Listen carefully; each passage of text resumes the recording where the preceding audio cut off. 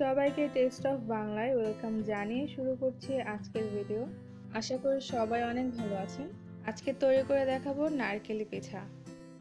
মাত্র 3টি উপকরণ দিয়ে আপনারা এই পিঠাটা কম সময়ে খুব সহজে তৈরি করে ফেলতে পারবেন। সকাল অথবা বিকেলের নাস্তায় অথবা বাচ্চাদের টিফিনে এই পিঠাটা অনেক কম সময়ে তৈরি করে ফেলতে পারবেন। যারা এখন আমার চ্যানেলটি সাবস্ক্রাইব করেননি তারা প্লিজ সাবস্ক্রাইব করে নেবেন। এই পিঠাটা খাওয়ার সময় নারকেলের অনেক সুন্দর একটা স্মেল পাওয়া যায়, আর এর বাইরের সাইডটা অনেক ক্রিস্পি আর ভেতরের সাইডটা অনেক সফট থাকে।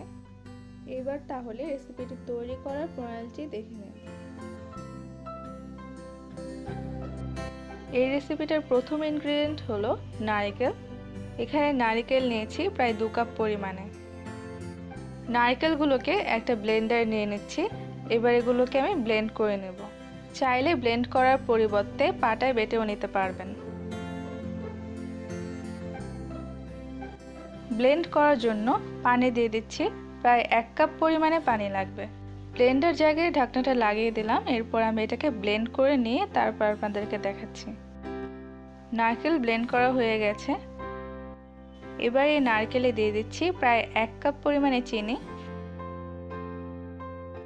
দিয়ে দিচ্ছি পরিমাণ মতো লবণ। এবার এই উপকরণগুলোকে ভালোভাবে নারকেলের সাথে মিশিয়ে নিতে হবে। এগুলোকে এভাবে মিশাতে হবে যাতে করে চিনি গলে গিয়ে একেবারে নারকেলের সাথে মিশে যায় এবং এতে কোনো প্রকার দানা দানা থাকবে না। মেশানো হয়ে গেছে, দেখতে এমন হবে। এবার এতে দিয়ে দিচ্ছি 1 কাপ পরিমাণে ময়দা। ময়দা লাগবে 2 কাপ পরিমাণে। আমি প্রথমে 1 কাপ দিয়ে এটাকে মিশিয়ে তারপর আবারও 1 কাপ দিয়ে দেব। এবার আরও 1 কাপ ময়দা দিয়ে দিচ্ছি। ময়দার পরিবর্তে আপনারা চাইলে আটাটাও ইউজ করতে পারবেন, কিন্তু ময়দা দিয়ে তৈরি করলে পিঠাটা খেতে অনেক ক্রিস্পি এবং বেশি মজাদার হয়।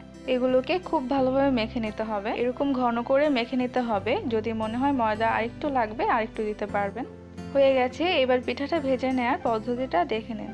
চুলার আঁচ হাইতে দিয়ে ফ্রাইং প্যানটা ভালোভাবে গরম করে নিয়ে এতে প্রায় 1 কাপ পরিমাণে তেল দিয়ে দিয়েছি। তেল যখন ভালোভাবে গরম হয়ে যাবে তখন চুলা আঁচটা লোতে দিয়ে দিতে হবে। এবার হাত দিয়ে অল্প অল্প করে ব্যাটার নিয়ে গোল গোল করে এগুলোকে তেলে ছেড়ে দিচ্ছি। একেবারে কম আঁচে এগুলোকে ভাজতে হবে। বেশি আঁচে ভাজলে এগুলোর ভেতরটা কাঁচা রয়ে যাবে।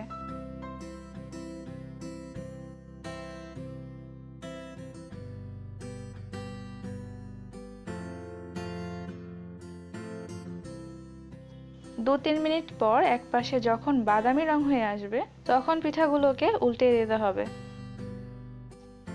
আর আমার রেসিপিগুলো যদি আপনাদের কাছে ভালো লেগে থাকে তাহলে লাইক এবং শেয়ার করবেন।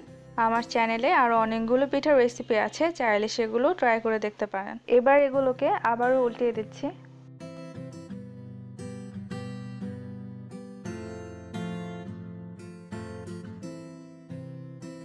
দুপাশেই যখন রংটা এরকম বাদামি হয়ে যাবে তখন এগুলোকে তুলে নিতে হবে।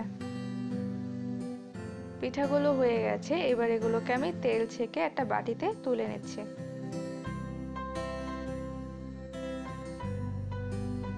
এভাবেই সবগুলো পিঠা তৈরি করে নিতে হবে।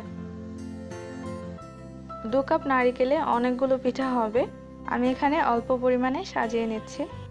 এটাকে 2-3 দিন ধরে সংরক্ষণ করা যাবে। সংরক্ষণ করার জন্য তৈরি করা ব্যাটারটাকে এয়ারটাইট বক্সে নিয়ে রেফ্রিজারেটরের নর্মাল চেম্বারে রেখে দিলেই হবে। যেতে যেতে চ্যানেলটিতে সাবস্ক্রাইব করে নেবেন। এই রেসিপিটা তৈরি করে বাসায় খেয়ে দেখবেন। আমার বিশ্বাস এটা আপনাদের কাছে খুব ভালো লাগবে। আর দোয়া করবেন যাতে আরও ভালো ভালো রেসিপি নিয়ে হাজির হতে পারি। আজকে এই পর্যন্তই। সবাই ভালো থাকবেন। আল্লাহ হাফেজ।